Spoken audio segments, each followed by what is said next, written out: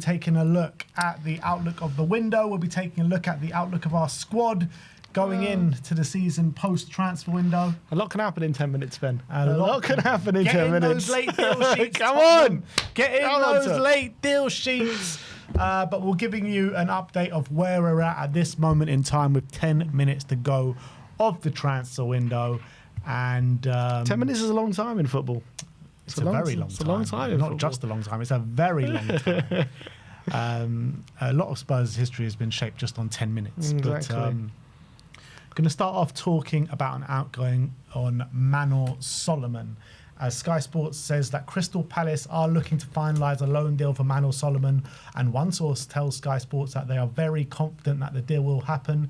Gary Jacobs says that Tottenham Hotspur winger Manor Solomon is finalising a loan move from Spurs to Crystal Palace. There has been some reports about Porto potentially coming in late on, but I mean that update was about an hour ago and we haven't really heard this deal progressing as of yet. Yeah, we've heard, also just read Benfica potentially entering the race, so maybe there's other kind of clubs. If they can enter a race at this late in the window, why can't we? Exactly. Where's our late deals? But I think it's best for everyone, and I've pretty much been saying it throughout the whole window, that he finds somewhere to go for next season, whether it be a loan or permanent, just because I don't see where he fits in the squad right now.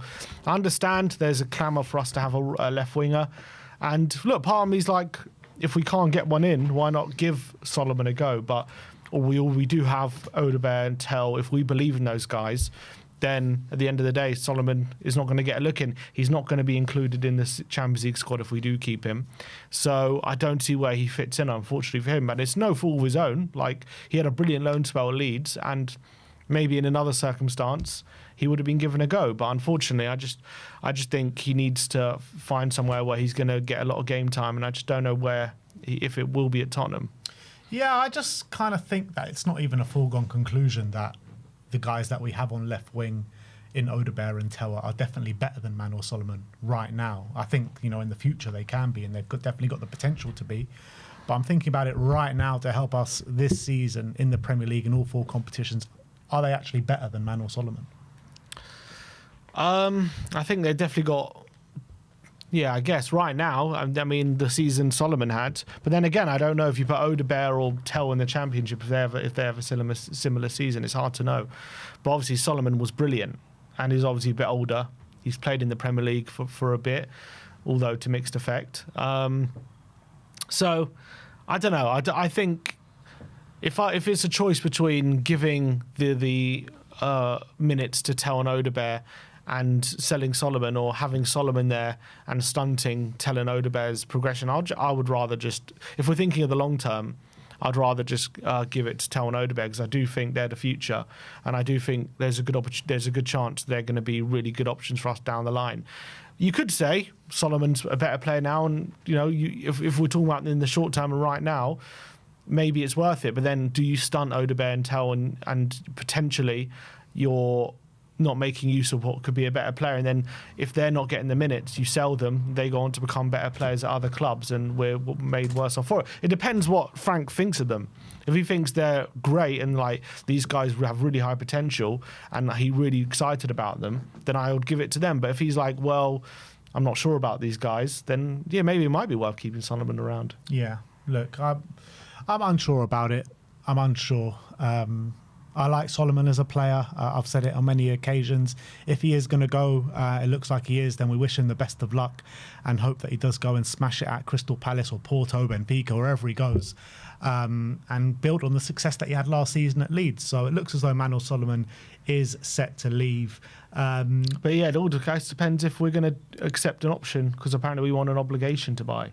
Yeah, I mean, look, at this stage of the window, if there's no obligation on the table and they're set on him leaving, you may as well just accept the option, you know what I mean? Even if it's just the obligation. Even if it's just a straight loan, I think it's worth just doing it. No point him hanging around here at the moment, I don't think. If you're not considering him, giving him game time. Yeah, I guess if they do keep him around, there is a chance to say if he's in training and he impresses Frank that he can work his way into the team. Definitely, it's just he's not going to be in the Champions League squad, but yeah. For sure. He was on the bench on Saturday, so there's no reason why if he impresses, he can't surprise a few people. Yeah. And I think Frank's the kind of manager that if you earn it, you deserve your place. Yeah, exactly. So look, that's the Solomon situation. It does look like he will end up elsewhere. At the moment, the likelihood is he will be at Crystal Palace. But we are, just 6 minutes to go till the deadline. Yeah, nothing's confirmed at the moment. Nothing's confirmed as of yet. I can see Michael Bridge talking on Sky Sports, but I can't hear what he's saying. Yeah. So next up, we are going to talk about Ademola Lookman, as Dean Jones says that Tottenham are set to walk away from a potential deal to sign Ademola Lookman. Atalanta are willing to sell the forward for £43 million, but will not agree to Spurs' demands to sign the player on an initial loan with an option to buy. The club have prioritised signing a centre forward in Kolo Muani instead. How do you feel about that?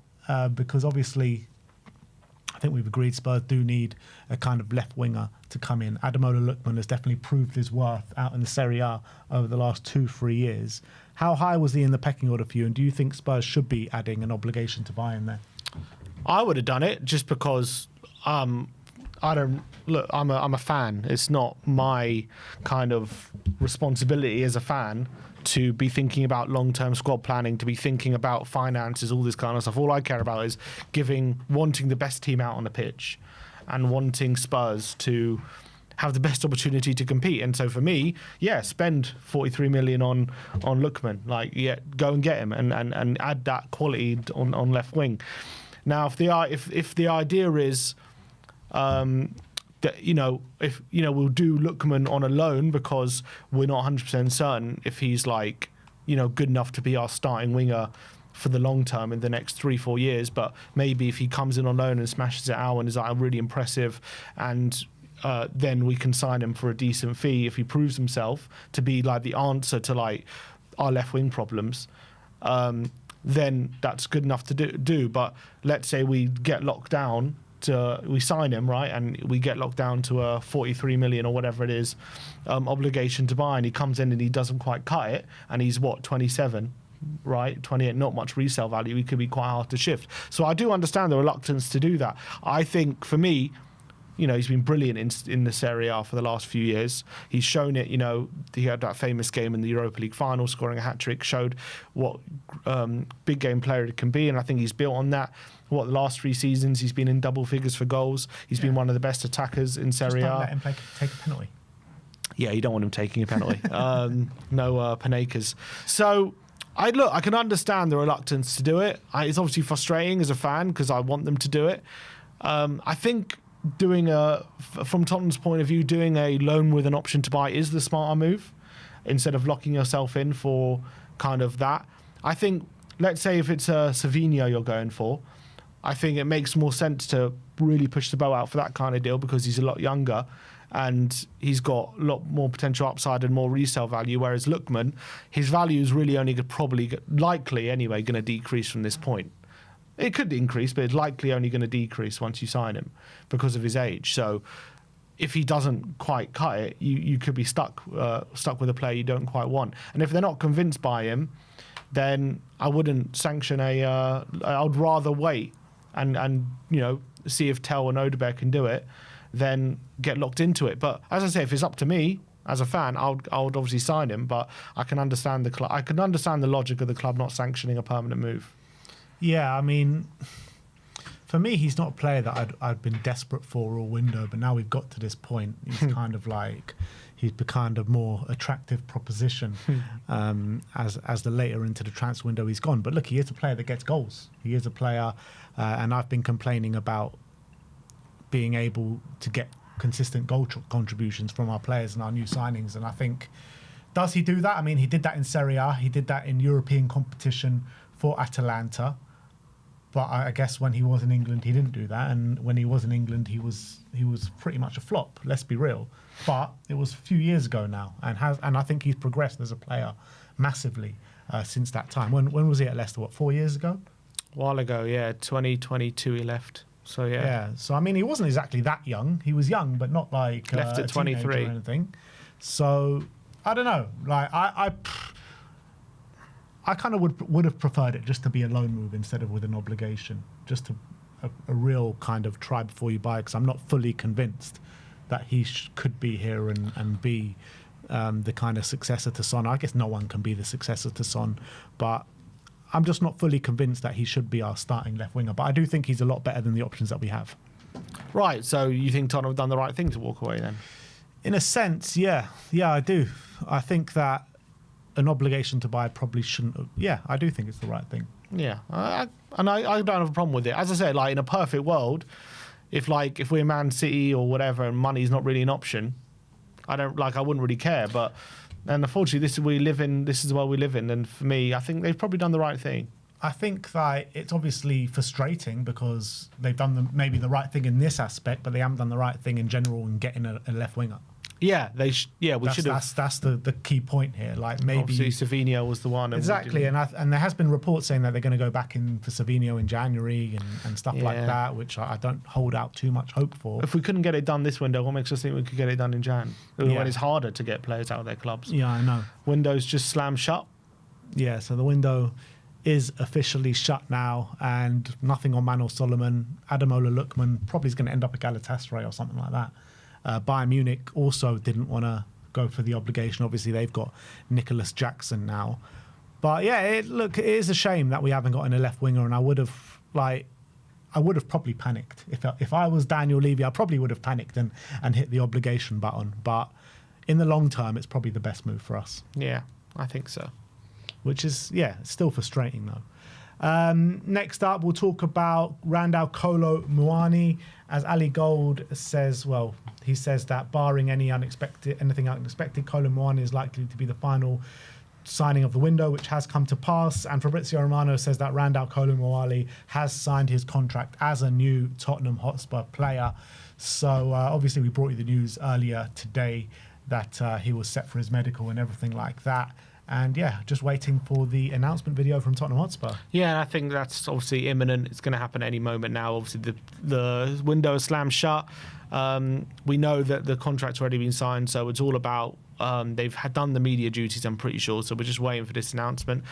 And we spoke about it before. I think it's a good signing. I'm pretty happy with bringing him through the door at this late stage. I think there's not many better options you could have gotten at this late stage. And a French international, as you pointed out, he's still being called up even in the latest squads. And you think about the talent France have got at their disposal in the front line. The fact that he still I don't know, did he get called up in the latest one? Yeah, squad. Scored. No, in the latest one that's just been announced. I'm not sure. I'll check. Because I know Ekitike just got a late call up. So look, I don't know if he got called up in the latest one, but as of lately, he was getting called up and they've got a plethora of attacking options. So, you've got to be a very good player to get in that France squad, and he's still getting called up. Deschamps seems to be a big fan of his. Whenever he gets on the pitch, he seems to be getting regular goals and assists. Whatever you want to say about him, about maybe lack of games recently or whatever, he seems to get regular goals and assists when he is called upon. And I think the qualities he uses, Frank's going to love. He's strong, he's quick, very physical, very versatile. I think Frank's going to make the most of him. I think Frank's going to really like him. I think he's perfect for a team manager. Get called up, no. Didn't get called up. Okay, so maybe it's because he needs a move. Maybe now he's at Spurs. The plethora of talent that the French team have in those areas, though, is pretty crazy. Mad. And for him to be consistently being called up until now is still a testament to himself. I think Akilush might have got called up instead of him. And they've got Akilush, Barcola, Cherki, who's obviously been replaced now, Ousmane Dembele, Mbappe, Elise, and Thuram. So, I mean, to crazy be talent. To be in and amongst it with that kind of talent is still impressive. Yeah, and look, with the unknown factor of Solanke, which we just don't know yet what's going on with him, with his potential ankle injury. I think it's just the best of both worlds. You've got a player who could potentially fill in out wide. He's obviously got a player who can fill in the striker. Obviously, you've got worries about Solanke, and you've obviously got the worries about Richarlison. When we've got that constant fear: when's he going to break down? When's he going to get injured? And this just covers you. You get this signing in, it covers you, and you've got a reliable player there who's he can score. He scored goals in Serie A. He scored goals in Bundesliga. He scored goals maybe not for PSG, but for in Ligue 1. So I think this is a good player who's he's probably much travelled, and since that breakout season in Frankfurt, his career's probably not gone as planned, but I still think there's a very good player in there, and I think we've done very well to get him in, and I think he adds quality to the squad, and I think he adds quality to the front line, and he adds goals. I think. Yeah, I think like the most reason I'm excited about this is for him to play under Frank, and for Frank to kind of sign off on this deal, which I hope he did, is that we know that how he develops his forward players, and it usually, most times than not, is a success. So if Frank can get Kolo Muani back to his best, then we've got a scary player in our front line, and we've got a scary player for our number 9. And if he can get him back to his best, he'll be our best number 9. By far. Well, if he plays like he did at Frankfurt, he'll be our best number 9. And you got to remember, when he was so good at Frankfurt, he was so highly sought after, it convinced PSG to fork out a massive fee for him at the time. I think it was like 70 odd million or something. Yeah, maybe even more. It was a crazy fee. And he was a lot of people decided he's still only 26. He's at peak age. And look, if you just look at the stats, I mean, when he does play, he seems to get fairly regular goals and assists when he's on the pitch. It's just about, for some reason, they don't pick him so much. So, I think it's a good signing. I think they've done well. They've done well to get this over the line, considering Juve were trying the whole window to get him back. Didn't happen for one reason or another. So we've swooped in at this very late stage and got it over the line. So I commend the recruitment, because I think it's a good signing. Yeah, obviously it's been a player that's been on the radar for a little while, but I'm happy that he's in. I am happy. The only part of me is like, he did reject us, didn't he, in January for Juve when we were in a moment where we really needed him. So now has he come crawling back? Have we gone crawling back to him? Well, I think he wanted to go back to Juve, and Juve couldn't work out the finances to bring him in. And I think at that point, when Juve were actually trying to get him, I think PSG only wanted to deal with an obligation to buy. And, it's come to late in the window. Nobody else has kind of come forward, and I think they've panicked and just let us have him on a straight loan. We'll put it this way. Do we have a player who really wants to be here? That's the only question I have. But let's hope once he gets through the door. He only wanted Spurs. Exactly. And look, for me, it's only a loan anyway. Hopefully, he takes to the club, and hopefully once he's through the door, I'm sure he's going to give his all, and I'm sure he's going to want to get back to his best. But, obviously you want players who really want to be there, and obviously having him reject us in January is not great. But look, that's the past. Let's look forward. So that is the transfer window. I mean, we've got a couple of quotes from Luka Vuskovic that I thought were interesting to go through on. And he says on the decision for him to go out on loan, and he says, yes, they offered me an option to stay, to play in case of any injury or cup matches, but I wanted continuous minutes. They have Romero and Van de Ven playing there, 2 of the best centre-backs in the world at the moment. I believe in myself, but it's really difficult to play next to them. I've faced them, and I've realised I've still got to work a lot harder, a lot of work and a little luck, so I'll be back. So interesting quotes there. Yeah, well, I mean, also puts to bed the narrative that Tottenham put him out on loan when, if like Vuskuvic wanted to stay, or it was a mistake to loan him out, because clearly Tottenham wanted him to stay, and it was his decision to go out on loan to get the more minutes. So he's doing what's best for his career. He feels he needs the minutes. He said himself, he looked at Romero and Van de Ven and thought, I ain't getting in this team. I can't really compete at that level. Which is true. Which is fair. Albeit when he was playing in pre-season, he looked all right, but is what it is. I mean, I'm looking at the squad now. I feel like we could have done with him, but he's taken the decision, and good for him. Like, I think he's a smart guy, and clearly he knows he needs more development, and he's going to get that with another year at Hamburg, and hopefully next season, maybe that will be the year. I don't know if it'll be another loan, like to a better team or whatever next season, or he'll be ready. We'll see. But we'll just got to take it year by year, I guess, at the moment. Yeah, it's man, we're talking about him for 3 years now, because he signed at 16. We got that little taste with that goal and an assist on his debut in the pre-season.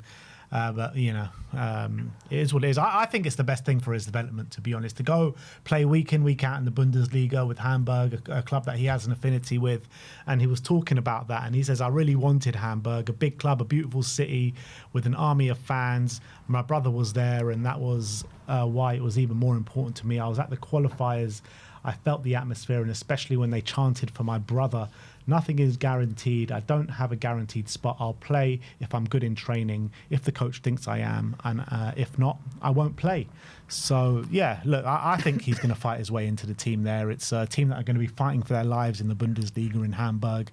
And yeah, look, it is a shame that he's not going to be here, but like I said, I do think it's the best thing for his development to move on, and in a good league in the Bundesliga as well. And I think if he goes and flourishes next year in the Bundesliga, then it'll be even more confirmed that we've got such a special player on our hands. Definitely. The only thing I would say is look, it's early days. Like it's only what, the Bundesliga is only two or three games old, but I don't think he's started a game yet. So he's moved there. I think he's only been there. I don't even think he's been there for a game, has he? He has. For one game. He was on the bench. I don't know if it was one or two. I'm not sure it was one or two, but he didn't start the first game. So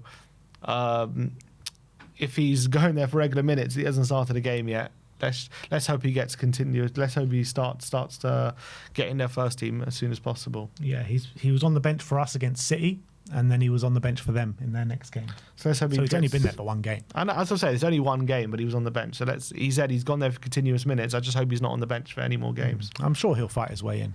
And then lastly, he said he was asked why he chose Tottenham over Manchester City 2 years ago. And he says, I didn't want to be just a number. At Tottenham, they told me what they expected and offered me in terms of sport, and that prevailed. The plan they put before me. So he very much believed in his kind of plan at Tottenham Hotspur, whereas, yeah, more than Man City. Which is, crazy to think about, because you look at the youngsters who have gone on to become fantastic players in Man City. There's a big number, but I guess you could also put it the other way. At Man City, they're very good at developing, but they a lot of the time they sell them off, to make money. Maybe at Tottenham he was sold like, look, we're going to develop you and you're going to be our starting centre back for many years. Whereas you go to City and it's just like, you'll come here and maybe you'll be sold off at some point, or you're not guaranteed. So maybe at Tottenham he felt like he was important to the project of Spurs, whereas at Man City he didn't feel